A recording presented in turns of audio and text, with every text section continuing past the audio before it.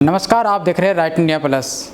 तो दिल्ली के अंदर एक बार फिर अधिकारों की लड़ाई को लेकर केंद्र सरकार और अरविंद केजरीवाल आमने सामने नजर आ रहे हैं। अभी हाल ही में सुप्रीम कोर्ट ने दिल्ली सरकार को ट्रांसफ़र और पोस्टिंग के जो अधिकार दिए थे, केंद्र ने एक अध्यादेश लाके उन पर भी अपना अधिकार कर लिया है। तो इसको लेके दोनों ही सरकारों के बीच टकरार बनी हुई है। और आज हम मौजूद हैं लाडोसराय वार्ड के अंदर और हमारे साथ राजीव चौधरी जी मौजूद हैं, जो यहाँ से युवा नेता है और निगम पार्षद हैं। तो उनसे बातचीत करेंगे राजनीतिक मामलों को लेकर, साथ ही इनके वार्ड में 6 महीने इनको पार्षद बने हुए हो गए, क्या क्या काम इनने अब तक किया है और आने वाले समय में क्या क्या परियोजनाएं हैं, क्या क्या योजनाएं इनकी हैं अपने वार्ड को लेकर। तो इनसे चर्चा करेंगे। तो सर, सबसे पहले स्वागत आपका राइट इंडिया प्लस में। नमस्कार महेंद्र जी, बहुत बहुत धन्यवाद। आप लाडोसराय वार्ड की आवाज़ उठाने के लिए यहाँ तक आए हैं, आपका बहुत बहुत धन्यवाद। सर, 6 महीने तकरीबन आपको हो गया है वार्ड के अंदर निगम पार्षद बने हुए। इन 6 महीनों के अंदर क्या क्या काम आप कर चुके हैं अभी तक?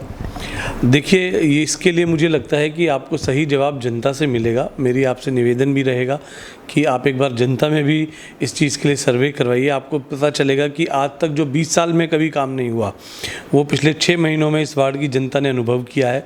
और सबसे बड़ा जो चेंज इस वार्ड की जनता ने महसूस किया और जो मुझे बताया जा रहा है कि पार्षद कार्यालय और पार्षद की उपलब्धता जो 24 घंटे है, रात को 2 बजे लोग भी फ़ोन करने में मुझे सहज महसूस करते हैं, किसी को कोई दिक्कत कोई परेशानी होती है।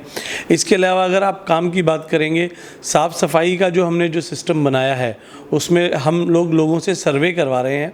अधिकारियों को ये सख्त निर्देश है कि उनको जिस एरिया में उनकी ड्यूटी लगी है सफाई के लिए, वो वहाँ के स्थानीय निवासियों के हस्ताक्षर करवाएंगे सफाई के बाद। जब तक स्थानीय निवासी ये लिख के नहीं देगा कि जो मेरे इलाके में साफ़ सफाई हुई है और जिस तरीके से साफ़ सफाई हुई है मैं उससे खुश हूँ, हम उसको साफ़ सफाई नहीं मानते हैं। तो हर 15 दिन में सफाई अधिकारियों के साथ भी मीटिंग होती है और उनसे फिर चेक करवाया जाता है। इसके अलावा साकेत में जो 20 साल से पीवीआर का जो हालत थी वो सबके सामने थी, बड़ी ही दुर्दशा हो रखी थी। हमारे पूरे वार्ड का और दिल्ली का आप ये मान के चलिएगा एक लैंडमार्क था साकेत पीवीआर, लेकिन वहाँ पर सब कुछ जो है जर्जर अवस्था में था।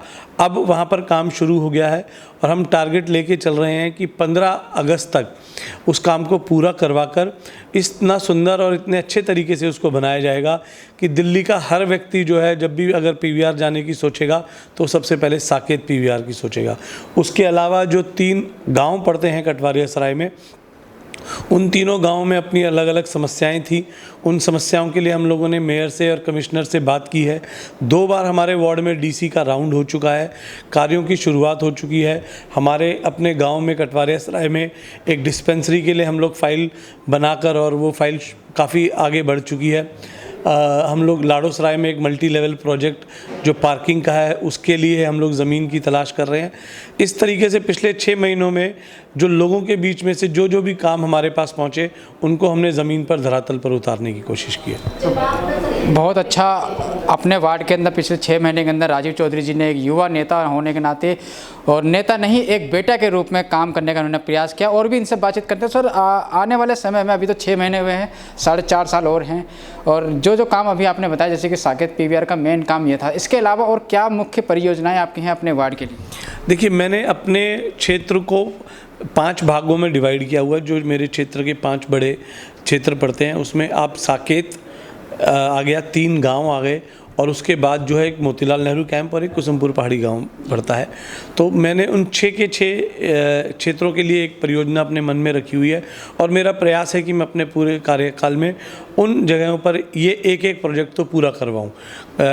लाडोसराय गांव में मल्टी लेवल प्रोजेक्ट का एक हमने प्रोजेक्ट बनाया हुआ है। डीडीए में जब भी हम लोगों से मिलते थे तो एक कमी डीडीए साकेत जैसी पॉश कॉलोनी में भी आती थी, वो थी एक कम्युनिटी सेंटर का अभाव साकेत के अंदर। तो साकेत के अंदर हमारा प्रयास है कि एक कम्युनिटी सेंटर बनाया जाए। कटवारिया सराय में मैंने आपको बताया कि एक हेल्थ डिस्पेंसरी की बात चल रही है। कुसुमपुर पहाड़ी के अंदर हमारा कोशिश ये है कि जो साफ़ सफाई के लिए FCTS ट्रैकर, जो कूड़ा उठाने वाली एक ऑटोमेटेड मशीन होती है जिससे साफ़ सफाई का काम बहुत आसान हो जाता है, वो, और एक वहाँ पर जो बारात घर है वो बहुत ही जर्जर अवस्था में, उसको तुड़वाकर एक 2 मंजिला बारात घर। मोतीलाल नेहरू कैंप में एक बहुत बड़ा नाला है, उसकी सफाई पिछले 20 सालों से नहीं हुई है, उस नाले की सफाई करवाकर पूरे क्षेत्र के हर एरिया में हमने एक बड़ा बड़ा प्रोजेक्ट आइडेंटिफाई किया हुआ है। और हमारी कोशिश ये है, कागजी कार्रवाई हमने अभी से शुरू कर दी है और हमको लगता है कि अगले 2-2.5 साल के अंदर अंदर वो सारे प्रोजेक्ट आपको धरातल पर दिखाई देंगे। सर, अगर राजनीति की बात करी जाए तो अरविंद केजरीवाल जी के ऊपर गंभीर आरोप कहीं ना कहीं भारतीय जनता पार्टी लगाते हुए जा रही है कि गरीब जनता के पैसों से केजरीवाल जी अपना शीश महल बना। देखिए, अब तो इन बातों में कोई तंत्र वैसे भी नहीं रह गया, तथ्य वैसे भी नहीं रह गया। विजिलेंस ने अपनी रिपोर्ट दे दी है कि ये मकान बनवाना ज़्यादा ज़रूरी था, ये जर्जर अवस्था में था, 1942 का बना हुआ मकान था। PWD ने, सरकारी महकमे ने इसकी प्रोजेक्ट रिपोर्ट बनाई, उन्होंने खुद अपना 20-22 करोड़ का एस्टिमेट दिया था। और उससे बड़ी बात यह है कि ये कोई पर्सनल निवास नहीं बनाया गया है, ये दिल्ली के मुख्यमंत्री का सरकारी आवास है। जब भी उसमें कोई मुख्यमंत्री आएगा वो उसी में रहेगा। अब बीजेपी को ये दिखाई दे रहा है कि आने वाले 20-25 सालों तक दिल्ली में बीजेपी का मुख्यमंत्री तो बनने वाला नहीं है, तो उनको इस बात की पीड़ा ज़्यादा है। और जहाँ तक रही गरीबों का पैसा, देखिए दिल्ली की जो सरकार है वो गरीबों को ध्यान में रखते हुए गरीबों की भलाई के लिए जो योजनाएं चला रही हैं, उसी के आधार पर लगातार चुनाव दर चुनाव, 3 बार दिल्ली के चुनाव और इस बार अभी जो 6 महीने पहले MCD का चुनाव हुआ है, वो दिल्ली की जनता ने ही तो वोट लगा देकर अरविंद केजरीवाल जी के कामों पर मोहर लगाई है। तो ये बीजेपी के पास और कुछ बचा नहीं है, तो इस तरीके की अनर्गल राजनीति कर रहे हैं। सर, अध्यादेश की बात करें तो केंद्र एक अध्यादेश लेकर आया है जिसको लेकर जो ट्रांसफ़र और पोस्टिंग का अधिकार कि 2015 से आप लोग अपने अधिकारों की लड़ाई लड़ रहे थे, आपको मिला और ठीक 8 दिन के अंदर ही वो अध्यादेश के द्वारा वापस ले लिया गया। इसको किसने? देखिए, अभी तक तो दबे सुर में ये बातें चलती थी कि देश में जो है अघोषित इमरजेंसी चल रही है, लेकिन इस अध्यादेश ने साबित कर दिया है कि देश में अब घोषित इमरजेंसी चल रही है, अब कुछ छुपा नहीं है। एक ऑर्डर जो सुप्रीम कोर्ट की 5 जजों की बेंच ने सर्वसम्मति से दिया, 5 जज ने एक निर्णय दिया, उसको दिल्ली सरकार से जिसको अधिकार प्राप्त होने थे, केंद्र सरकार ने तानाशाही रवैया अपनाते हुए उस ऑर्डर के खिलाफ ऑर्डिनेंस निकाल दिया है। ये एक तरीके से दिखाता है कि जो भाजपा की जो नीति है वो जनता की सरकारों को कुचलकर अपनी तानाशाही सरकार को स्थापित करने की है। लेकिन इस देश में लोकतंत्र जिंदा है। आम आदमी पार्टी शुरू से ही संघर्ष की राजनीति करती आई है, सड़कों से उठी हुई हमारी पार्टी है।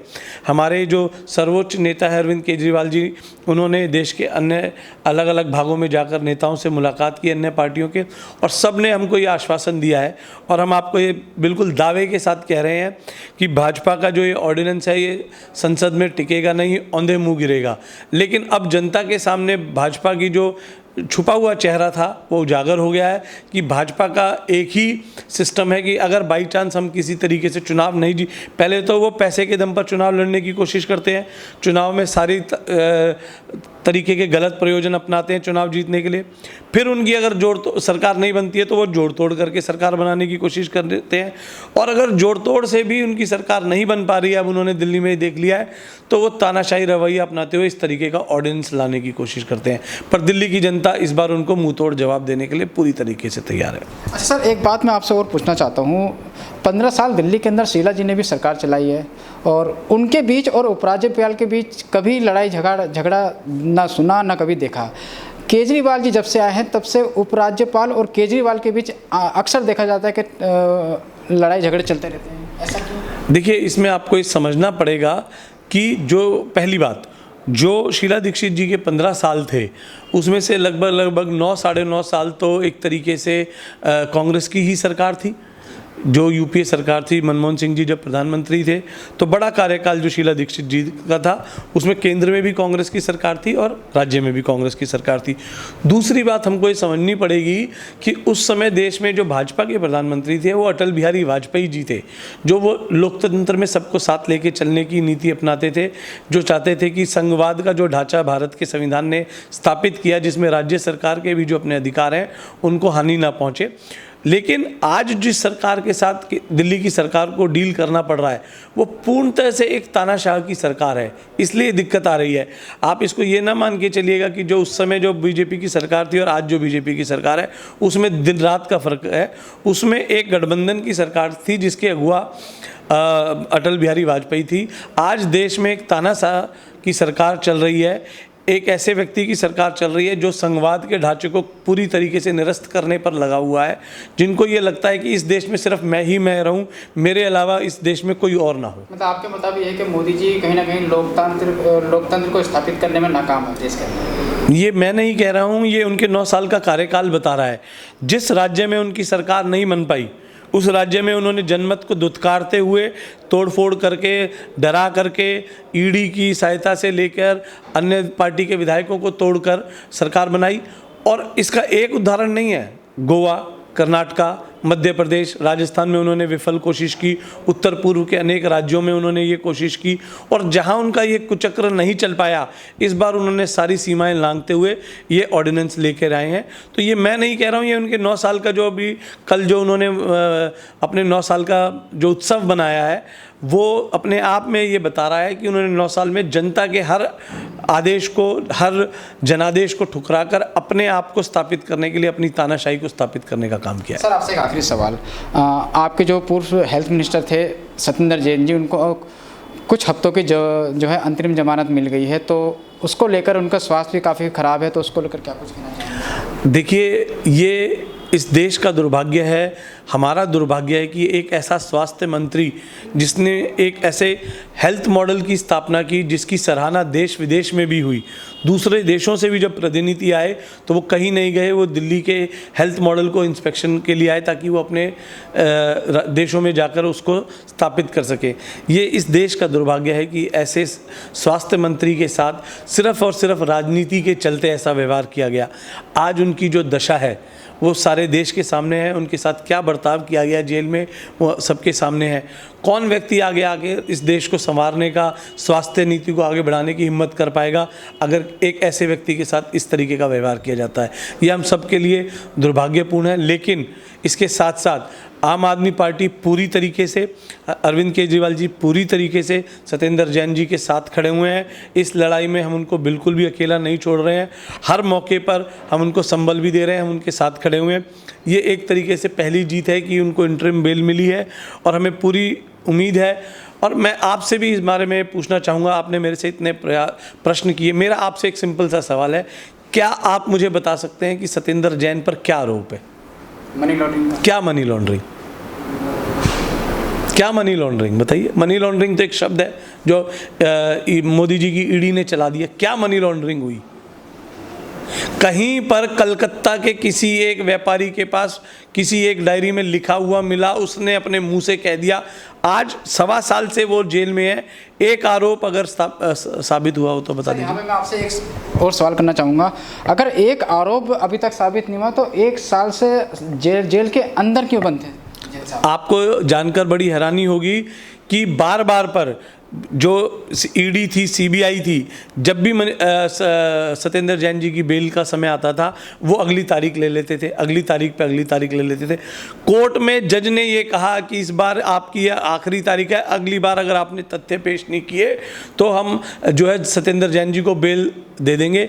आपको जानकर हैरानी होगी कि ईडी ने ये एप्लीकेशन लगाई कि इस जज का तबादला कर देना चाहिए। कभी आज तक आपने ऐसा सुना है? ईडी की एप्लीकेशन पर जो जज सत्येंद्र जैन जी को तबादला, जो बेल देने वाले थे, उनके तबादला कर दिया गया। तारीख, कोई तथ्य ईडी पेश कर नहीं पा रही है, हर बार तारीख पे तारीख ले रही है।